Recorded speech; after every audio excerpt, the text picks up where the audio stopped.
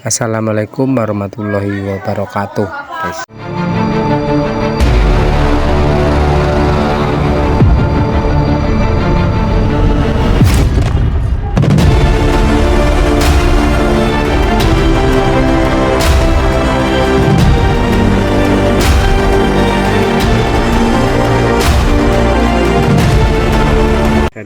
Saya doakan Anda dalam keadaan sehat walafiat, tidak ada halangan suatu apapun.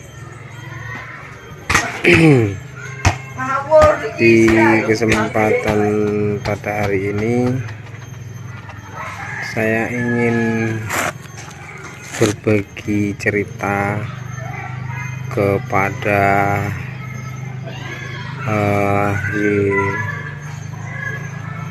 YouTube pemula. Pertama, saya mengucapkan salam bergabung ke para YouTube pemula yang mau belajar membuat channel YouTube. Pertama, cara membuat channel YouTube itu, pertama kita mencari cara pengetikan pembuatan channel itu. Cara pembuatan nama channel itu kalau bisa jangan asal mengetik ya, itu harus tahu kata kunci. Jadi nanti kalau kita sudah membuat nama channel itu, kalau bisa orang lain atau teman-teman Anda yang mau mencari nama channel Anda itu tidak berada di entah di mana. Kalau bisa itu sekali ngetik langsung ada di depan layar, itu pakai kata kunci. Itu yang pertama. Dan yang kedua, di deskripsi YouTube itu juga harus ada, guys, karena kalau kita membuat channel YouTube tanpa kita membuat deskripsi di YouTube itu, pihak YouTube tidak bisa membaca artikel apa yang akan kita buat atau konten apa yang mau kita buat. Kalau tentang musik ya kita cantumkan di musik, atau tentang musik tradisional atau apa, itu di deskripsi YouTube harus diberi keterangan. Itu yang kedua ya. Dan yang ketiga, kalau pembuatan konten kalau masih dalam pemula itu jangan panjang-panjang, guys, itu belum diperbolehkan.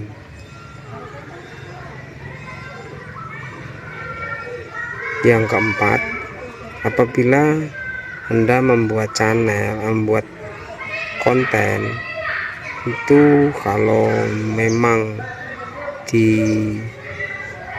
deskripsi YouTube itu kalau mau pakai lagu itu, kalau bisa jangan dulu, kita buat natural dulu, asli. Karena kalau kita mau pakai musik atau pendamping suara itu harus orang yang sudah paham dengan peraturan YouTube. Yang keempat itu, kita harus menguasai aplikasi pengedit YouTube, pengedit konten tuh, guys.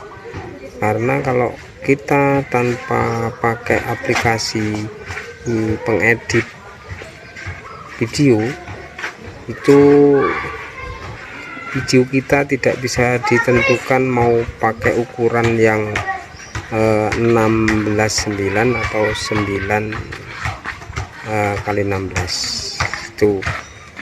Jadi itu enggak asal-asalan guys, kita harus menguasai di Chrome.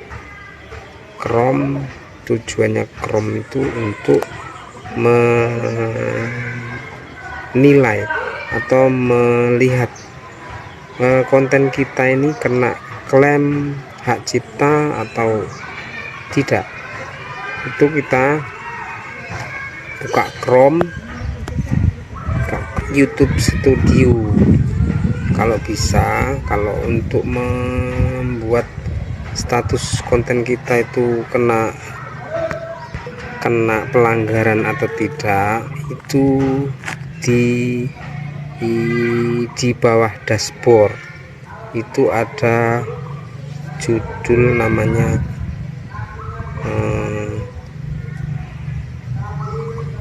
video. Itu diklik, nanti keluarnya ada itu. Kalau memang ada keterangan tidak ada, itu berarti aman. Tapi kalau kena keterangan klaim hak cipta, itu hanya dua cara, menghapusnya atau membuat video kita jangan dipublikasikan tuh. Terus kalau mau melihat jam tayang kita di mana, itu di scroll ke bawah, itu di kodenya S itu.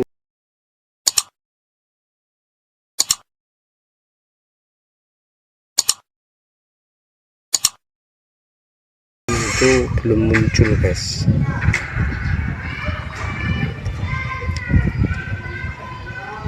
Terus setelah menguasai di Chrome itu jangan sering-sering dibuka guys. Ya sebenarnya nggak apa-apa sih, cuman kalau mau membuat konten tuh harus kita, kalau bisa kemampuan kita sendiri yang mencakupnya ya, jangan mengandalkan kemampuan orang lain, atau kita membuat pasangan atau membuat grup atau kru, sementara kita yang membuat channel itu nggak punya keahlian apapun. Itu nanti hanya percuma. Kita ngedit nggak bisa, kita nyoting nggak tahu, ngawur. Dan kalau bisa nyoting itu jangan banyak gerak guys. Itu kalau walaupun banyak gerak, nanti kalau ada di pengeditan itu bisa distabilkan gitu. Saya pengalaman saya 1 tahun itu saya belum bisa mempelajari bagaimana cara membuat thumbnail, cara mengisi deskripsi video. Nah, lama-kelamaan saya belajar dari pengalaman. Video-video pertama saya itu kurang meyakinkan gitu guys, kurang memuaskan. Tapi lama-kelamaan saya belajar dari pengalaman itu, alhamdulillah sedikit demi sedikit saya sudah mendekati bisa, tapi tetap masih dalam tahap belajar terus guys. Kita jangan berpikir buat YouTube enak, nanti gajinya besar. Tuh jangan. 4000 jam tayang itu kalau memang kita lincah itu enggak sampai 1 tahun kita bisa tembus. Tapi apalah daya, kita cuma orang desa itu enggak bisa kefokus ke buat khusus buat konten, itu tidak. Apalagi mencari subscribe itu kita butuh perjuangan yang sangat lama dan panjang gitu guys. Jadi kalau bisa jangan mengandalkan keterampilan orang lain.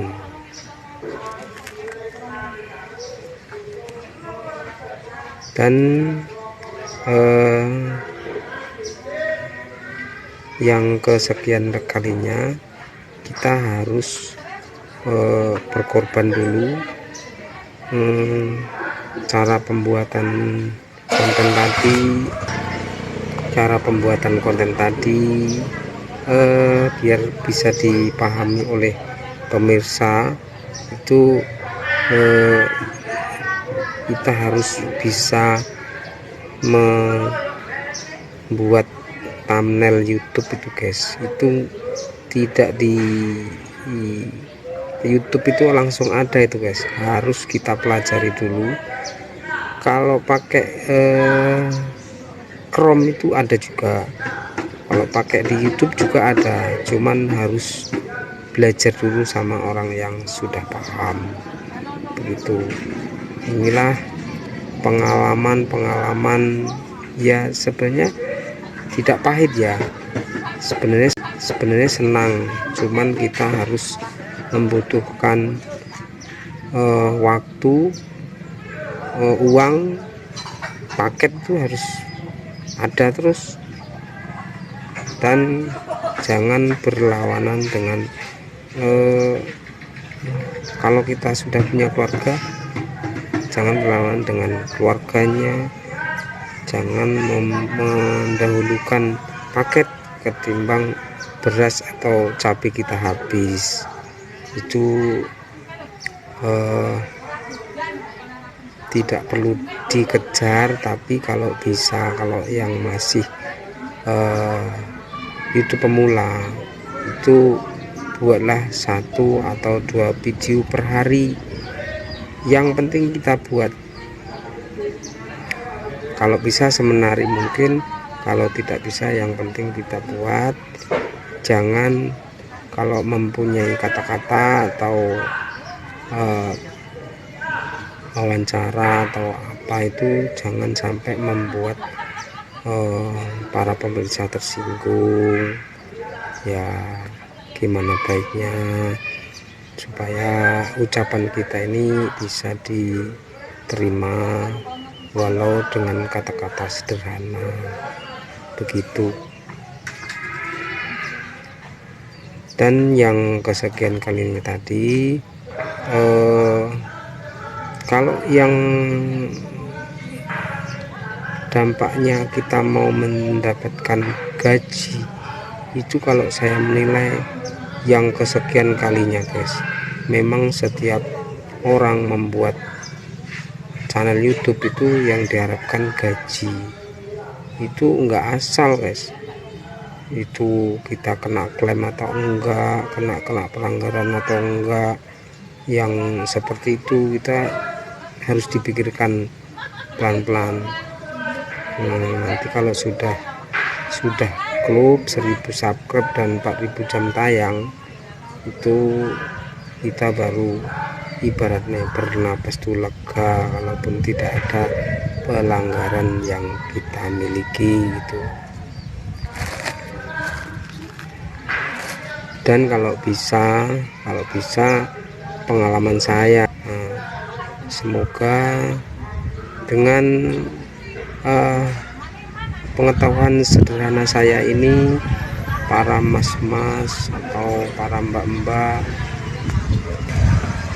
yang sudah terlanjur membuat channel itu penuhi dulu tata cara membuat channel, buat nama channel, deskripsi YouTube-nya diisi. Kalau bisa itu jangan membuat foto anak di bawah umur, di bawah 16 atau 17 tahun, itu di foto profilnya. ya seputar pengalaman saya dengan kata-kata yang sederhana ini. Kalaupun ada hikmahnya ya silahkan disimpan, kalau tidak ya mohon maaf. Mudah-mudahan konten ini dapat bermanfaat bagi YouTube pemula. Usahakan mencari pengalaman dulu di aplikasi pengedit dulu guys itu, dan mudah-mudahan kalau bisa kita di konten YouTube itu kalau bisa sebelum 1 tahun kita harus monetisasi itu kalau bisa. Kalau tidak itu kita kalau sudah lebih dari 1 tahun jangan kaget kalau jam tayang kita setiap hari akan mengalami penurunan. Itu karena walaupun kita sudah 2 atau 3 tahun, pihak YouTube membacanya hanya 1 tahun gitu. Makanya kalau memang sudah siap dengan kondisi seperti itu, kita harus rajin-rajin membuat konten yang baik, yang benar, dan bermanfaat. Semoga konten ini dapat bermanfaat bagi kita semua, terutama bagi para YouTuber pemula ya. Saya sudah beberapa tahun tapi ya belum mendapatkan hasil, makanya